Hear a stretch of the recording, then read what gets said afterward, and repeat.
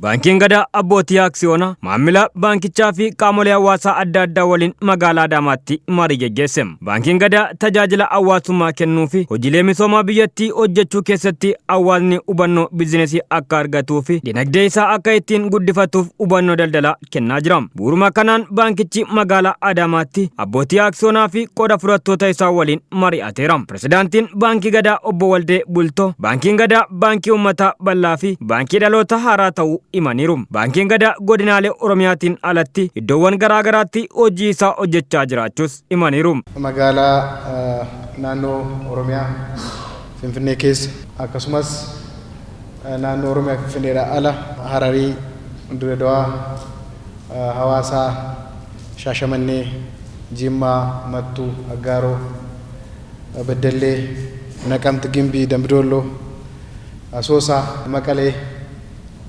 kallattii kan hundumaan namoota wajjin akkaataa kanatti marii adda addaa gaggeessaa turuu keenya kaasuu barbaadeeni.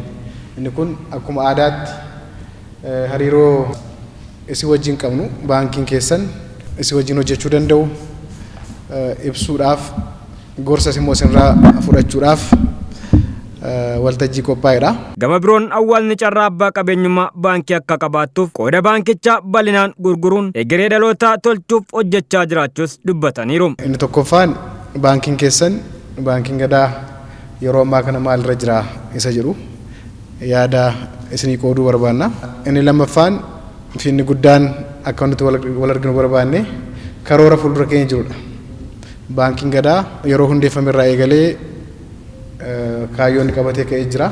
Kaayyoon kun kaayyoo guddaadha. Sirna Gadaa babal'isuu keessattis haa ta'u biizineesii isa wajjin wal qabatee jiru guddisnee akkaataatti wal wajjin guddachuu danda'u irratti bal'inaan hojjetamuu qaba waan ta'eef kallattii kana illee kaayyoo fi karoora qabnu isinii qoonnee. Baankichi yeroo ammaa kana kapitaala isaa birrii biiliyoona 7.5 olitti guddisuus dubbataniiru. Miseensi boordii Baankii Gadaa obbo Waasiyoon amanu Baankiin Gadaa bu'uurri isaa kan jalqabe seenaa uummaticharraa kan madde yommuu ta'u ifaajee guddaan milkaa'ee hojii kan eegale ta'uu dubbataniiru.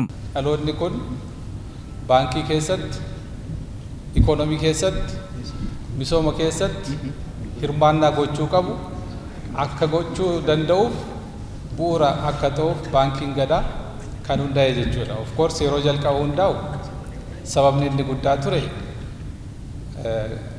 gannaalee daawaa uummanni 5,000 Baalee fi Gujii keessatti yeroo sababa misoomaaf buqqaanii beenyaa fudhatan sana akka carraa ta'e bara sana beenyaan dachaa 3 akka dabalu godhamee fi because jijjiirama mootummaatu ture yeroo sana beenyaan dura ture xiqqaa ture bara sana garuu yeroo jalqabaaf dachaa 3dhaan akka dabalamu godhamee gara biiliyoona 3tu naannoo sanatti dhangala'ee ture.